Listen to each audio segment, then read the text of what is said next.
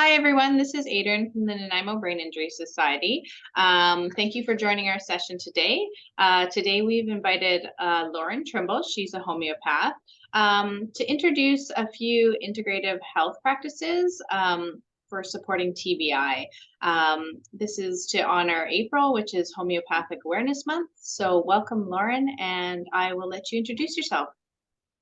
All right, thanks, Adrian. Yeah, my name is Lauren Trimble, and I'm just going to give a short webinar on homeopathic support for traumatic brain injury.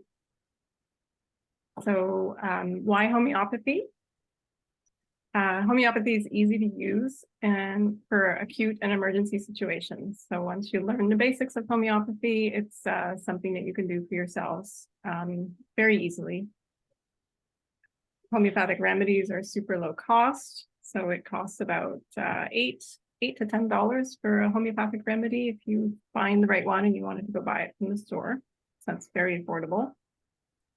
Homeopathy is safe, it's natural and sustainable.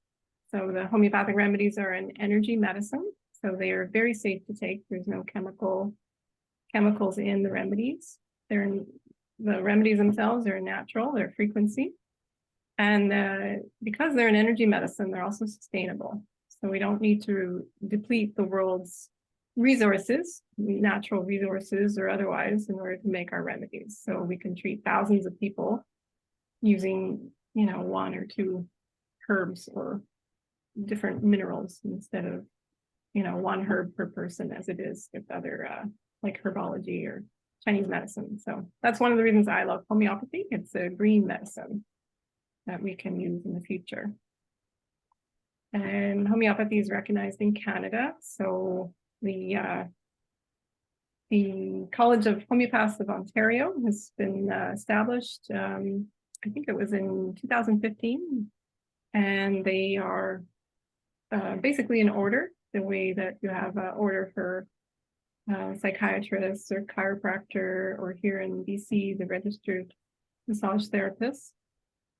And also at the Canadian Homeopathic Conference last year, the Prime Minister of Canada and the Premier of Ontario, as well as many of the MPs and ministers, all congratulated the College of Homeopaths and the homeopaths working in Ontario, as well as the rest of Canada, for their work in integrative medicine. And the final thing is it works. So homeopathy is, it's been around for 200 years. There's lots of research. There's clinical studies. There's lots of testimonials, millions of homeopaths and people using homeopathy around the world. So yeah. And a little about me, I'm Lauren Trimble. I was born in North Vancouver. I studied acupressure in 1993 on the Speedy Islands with Tolling Jennings back in the day. And ever since then, I studied health and wellness, and I studied traditional Chinese medicine and martial arts for a brief period of time in Montreal with the North American Feng Shui Association's chapter with Ethan Murchie. So that was really, really cool to see traditional lineage going all the way back to China. And you would have doctors who were also martial artists. So if you can hurt someone, you can heal someone, kind of idea. I graduated with a diploma in homeopathy and in Quebec with naturopathy. I'm not a naturopathic doctor though, but I am a homeopath. I graduated from the Montreal Institute of Classical Homeopathy. And I'm also part of HTSF Canada. So that is a not-for-profit that brings homeopathy to impoverished areas around the world. They've worked in Haiti. I went on a mission in 2017 to Honduras to work with the rural farmers and people to bring them clinical homeopathy. And they just had a mission that went to Cuba. So there's been lots of missions to Cuba as well, where they've integrated the homeopathy with their medical system. So the founder of HTSF actually works directly with the Cuban government and medical system in order to help them with that research and process of integrating homeopathy in with them, with their healthcare. And personally, I specialize in homeopathy and trauma support in my practice. And I also had a head injury from a car accident in 2020, so I can really relate to the process of healing and getting support for TBI. So why homeopathy for brain injury? So there's a few really good general remedies that can be applied to the universal experiences and symptoms of brain injury.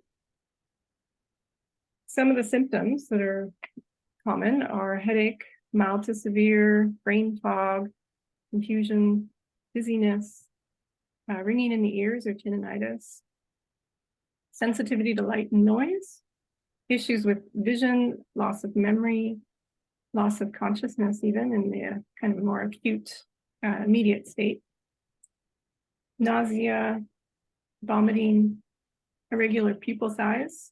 I don't know if you know about this, Adrian, but when people have had a brain injury, sometimes when you have a bright light and you look in their eyes, you can see that one pupil is larger than the other. Problems in balance or coordination, difficulty walking, slurred speech, serious disorientation, behavioral changes, including irritability, and stiffness, such as a stiff neck.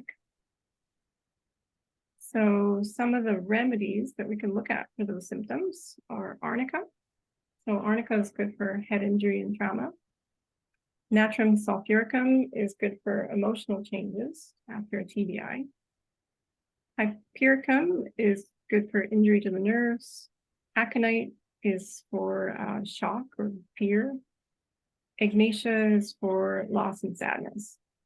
So I'll go over each of those remedies quickly, and then you can see how they might apply to you. So the number one remedy for head injury is arnica. So it's great for any trauma. So especially when there's the result of a bruise or a bruised feeling. So it's a common vulnerary herb used in healing wounds in herbology. The main regions of action are going to be the muscles and deeper tissue, blood vessels, and the nerves. The chief sensation that you would have for an arnica state would be bruised, sore feeling all over, or a feeling of soreness, or in one place too, as if struck or bruised. And this can be mental or emotional as well. So that's one of the cool things about homeopathy. We're not just looking at physical symptoms, but also mental, emotional symptoms too. So the state common to needing the remedy is they're a tough guy, they don't need any help, and they're protective of others. So it's as if they are invulnerable and indispensable. So this is a great remedy, because we've all done this, where we've bashed our head or we've fallen off our bike and we get up and we're like, nope, I'm okay. No, I'm good. I don't need any help. When in fact, you know, we're bleeding and we're in pain. So we can basically, we're trying to be strong, or we're trying to deny what happened, or we actually don't feel like anything happened and we think we're okay, but we're really not. So we can have a huge bruise and we're bleeding, and you know, that's a great moment for arnica.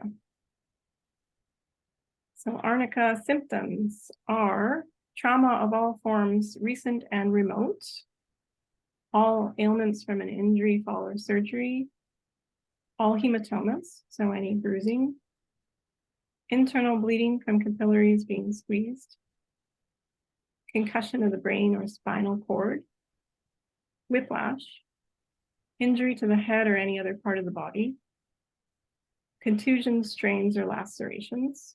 So that would be when you have a regular tear of the tissue, or you know, we scrape our face or our knee or something like that. The extreme pain, soreness, tenderness of head following an injury, overuse of any organ and strain, a state of shock, confusion, drowsiness, or stupor after an injury. So those last ones you can see we're going into emotional symptoms rather than physical symptoms. And you can also see how everyone on the planet could actually benefit from taking arnica, since everyone's been bruised or injured at some point. So, and in severe cases, arnica can be a literal lifesaver because it helps with the flow of blood, so stopping the intense bruising, stopping the starting the body to start healing the bruised, coagulated blood, and regulating that at that injury site. And a big note that homeopathic remedies can help with healing even from really old injuries and complaints. So we may have had a brain injury 10 years ago, and if some of these symptoms are still lingering in the body, they never fully resolved or healed, arnica can still go in there and start a healing process for that, whatever was left over. So the other remedy, second one, is Natrum-sulphuricum.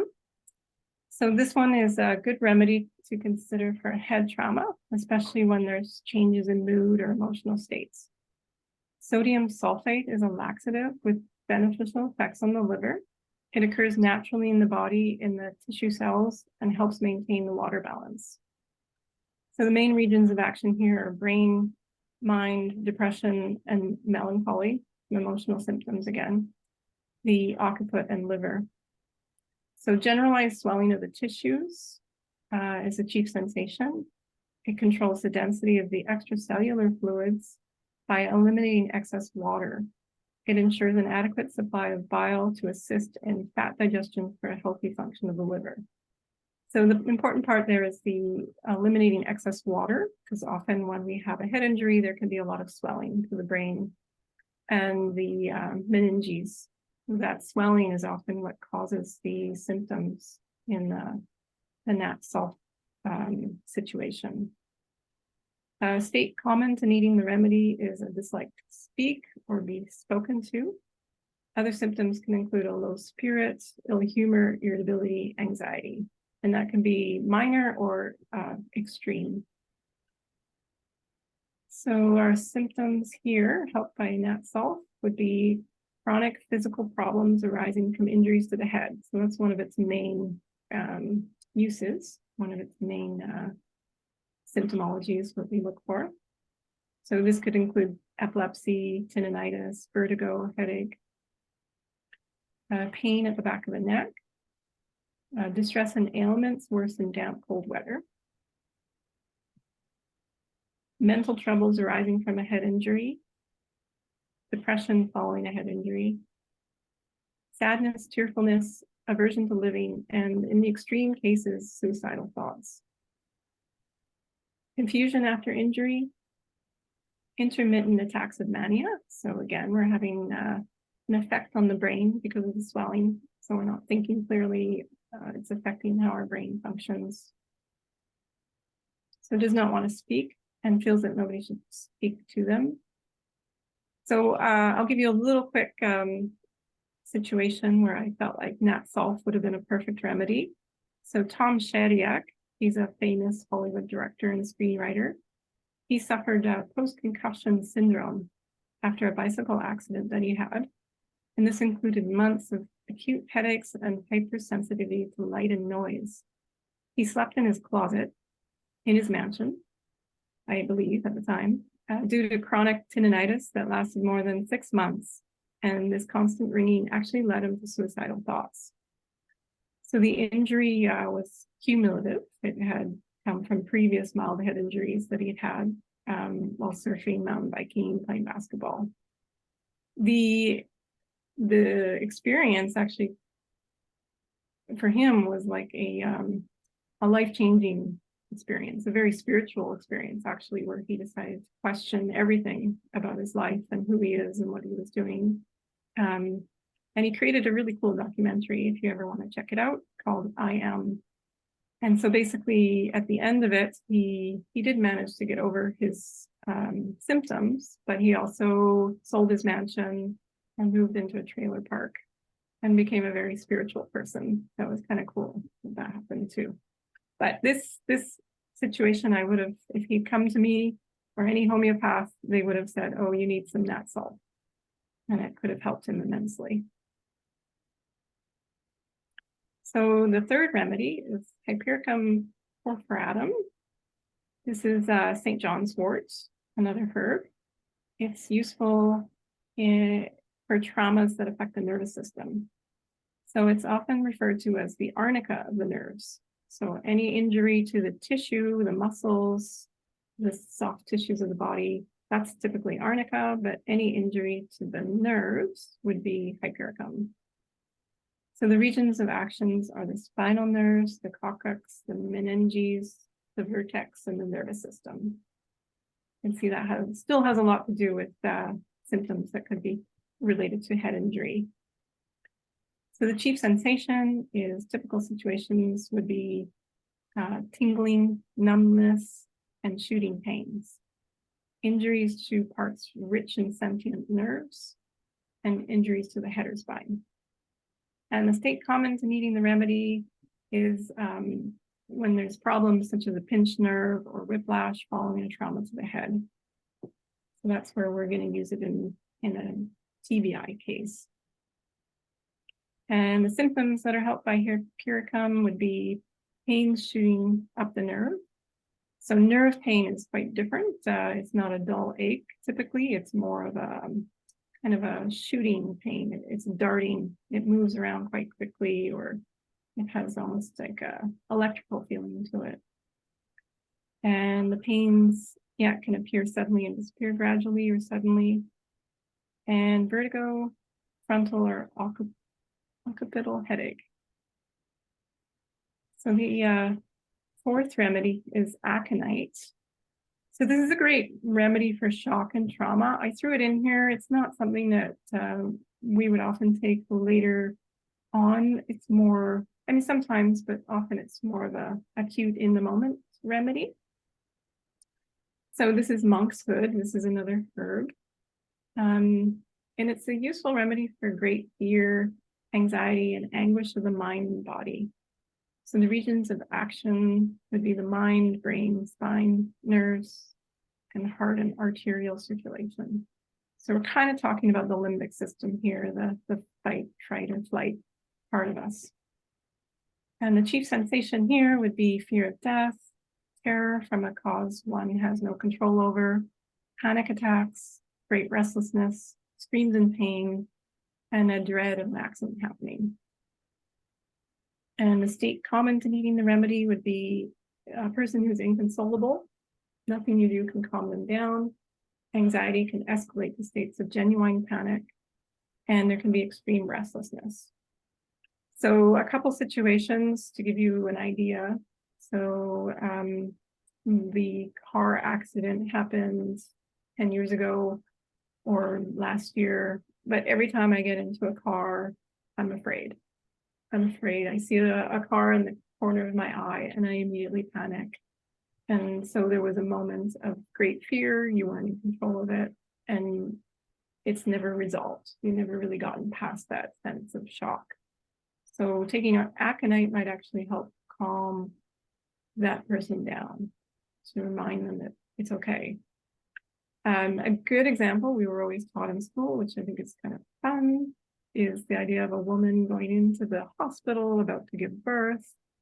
She's walking down the hall and all of a sudden she freaks out, she screams, she runs out of the hospital because the fear of giving birth is so intense for her that she thinks she could die if she tries to do it. Same with the little kid at the dentist, right? The child who's screaming in terror thinking the dentist will somehow kill them if they sit in that chair. And if you can give that child some aconite, calm them down, they can start to objectively see, oh, okay, maybe I'm safe. Maybe I'm going to be okay here. So I brought this one in just because I feel like, when we see this in ourselves or others, then aconite can really help us to have a healing of that, that great shock that happened. And we don't have to go through life feeling so anxious and panicky every time we get behind the wheel, or every time that a similar situation is coming up for us. So symptoms that are helped by aconite would be extreme emotions with very sudden onset. So that shock is something we don't expect, so it's very sudden. Physical and mental restlessness, great fear, fears you're going to die, and discomfort after a shock. So the last remedy I have is Ignatia-amara, and this is another one that maybe some people wouldn't put in, but I thought I would, just because we're dealing with grief and loss. And I feel like I certainly, in my own experience, recovering from a head injury, there was a lot of loss, a lot of things I had to let go over, that I had to grieve over. So I threw it in just thinking it might help some people. Ignatia is another herb. It's a St. Ignatius bean plant. It's a useful remedy when grief is struck or lasts excessively or produces symptoms. So the regions of action here are the cerebral spinal axis, the mind, and the nervous system. The chief sensation is, again, emotional states. So shocked, shattered, torn to pieces. Shock is so sudden as to paralyze the person. Disappointed, ruined.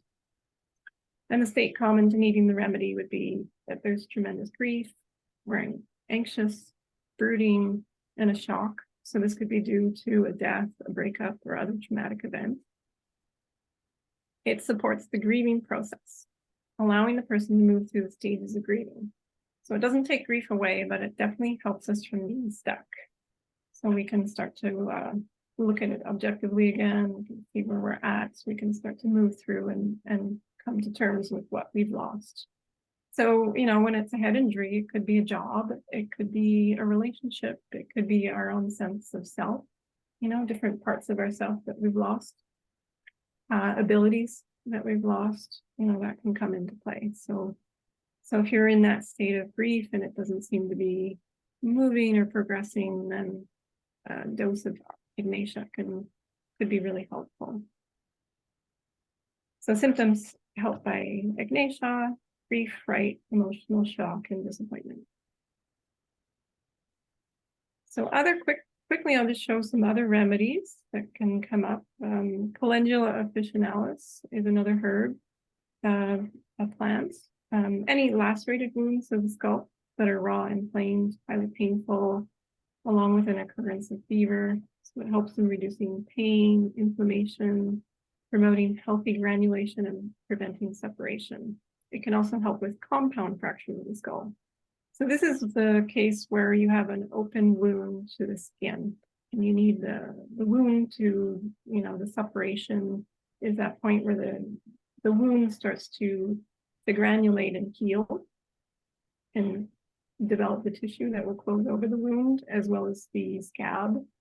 And then with calendula, often the scabbing is reduced, and the scar tissue in the end is a lot less, it's a lot more of a healthy healing, and the scarring can often either be gone or not quite so large. Belladonna, this is a bit of one I threw in there just because there is a state that's very common, the belladonna. So this is when there might be brain inflammation following a head injury with fever, severe headache, heat in the head, and a flushed face with convulsions. So this is, belladonna can be helpful in reducing the risks of fever and inflammation for the meninges, which can cause things to happen like epilepsy or even brain damage to some degree. So these remedies are typically remedies that you would go to a homeopath for prescribing rather than your own self-acute prescribing, but I want to throw them out there just to show you the range of what homeopaths can do. And the next one would be Helleborus. So again, you probably see a homeopath to consider this one, but this is when there's long-term effects in head injury or surgery, especially the chronic effects of head injuries in children. So here the state is where one is slowly retreated into their own world.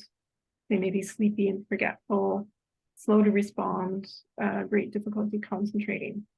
So there's been some injury to the brain, and that's created that effect where that person just seems to retreat within themselves. And Circuita virosa is another plant. Here it's head injury that is followed by epilepsy, with prolonged unconsciousness follows an episode of convulsions. So again, we're talking about extreme cases here. These are chronic or they're clinical cases where homeopathy could come to play for the healing, extreme weakness and visual disturbances as a result of head injury. So yeah, and then how to take homeopathic remedies. So you can go through those 5 that I showed you. You can, I'll give you some other tips later on where to find other remedies online. But let's say you wanted to take a homeopathic remedy, what do you do? So if the remedy picture matches your symptoms, then you can take 1 dose of a remedy. So the remedy picture are all those the ones that I went through, say for arnica. So the bruising, the trauma, the injury to the head. You would go and match your symptoms. So you've taken 1 dose, and if you feel better, then it means, hey, you've probably found a good fit. So at that point, you can repeat the same remedy, but only when the same symptoms reappear. So homeopathy is based on a principle called minimum dose, which means you only take as much as you need. So there's no reason to keep taking it. If you take it once and you feel better, then that's enough. So, you can be taking it 3 to 4 times a day. You can be taking it once a day, maybe even once a week, or even once a month. You kind of use your own judgment there. And you're waiting for those same symptoms to come back again. So they've gone away, you're feeling great, and then all of a sudden the same symptoms come back. So you can take another dose. And when you have a different set of symptoms, then you're probably going to need to choose a different remedy. Also, if that first remedy didn't work, then you might need to try a different remedy. You didn't match the picture well enough. So beyond simple acute situations, as I mentioned, the chronic or recurring problems and health issues, or the clinical, the really serious issues, are best treated with the assistance of professional homeopaths. But for acute general prescribing, lots of people are doing it, and can be learned, and definitely a skill to have. So some of the resources I can help you with, and the recap here is homeopathy is affordable for simple acute situations. So we can go to a store and buy ourselves an $8 remedy and use it at home with ourselves or friends, family. So the remedies are accessible. You can buy them at Country Grocer. You can buy them at the health food stores locally. Pretty much all the grocery stores, I believe, carry them here in Nanaimo. I'm not sure about the pharmacies, but you can always go in and ask. So again, remedies are safe, gentle, and effective.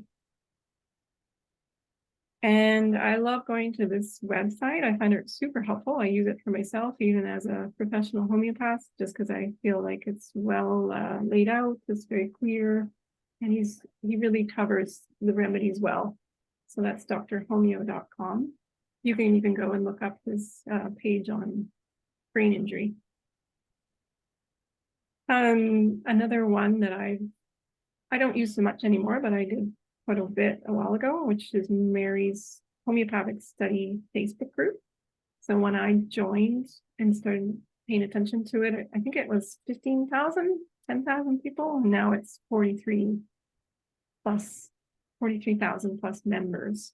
And that's mainly people who are learning to use homeopathy for themselves. So lots of mothers with their families, lots of hobby homeopaths, or just people who are interested in it. It's a great place to learn. So there's lots of resources, lots of questions. They're constantly and even helping people find remedies too. If you're more into the science of homeopathy and the clinical research level, the Homeopathic Research Institute has compiled lists of the research and studies and findings on homeopathy, as well as the mechanism for how it works. They can be a really great resource for that level of learning about homeopathy. And with your library card, if you have one, you can go, I believe it's still up. I checked a while ago. I forgot to check before our webinar, but on canopy.com, which is an online site where you can watch movies and TV shows and documentaries with your library card. Just One Drop is showing there. And that's a documentary created by a woman from New York called Lauren Trimble. And it's a really great documentary. So it's a good introduction to homeopathy. And very professionally done too. So again, homeopathy is a green energy medicine that supports autonomy and environmental sustainability in healthcare. So thanks for listening. Great. Thank you, Lauren. There was a lot of information there. I think, yeah, you've definitely given people some information where they can take it and kind of investigate further. And that's great. That's what we like to do with our education sessions, is just give people information. If anybody would like to reach Lauren, feel free to reach out to me and I can pass along any questions. But otherwise, I'd like to thank you for joining us and thank Lauren for sharing that information. So until the next one, thanks a lot. Yeah, you're welcome.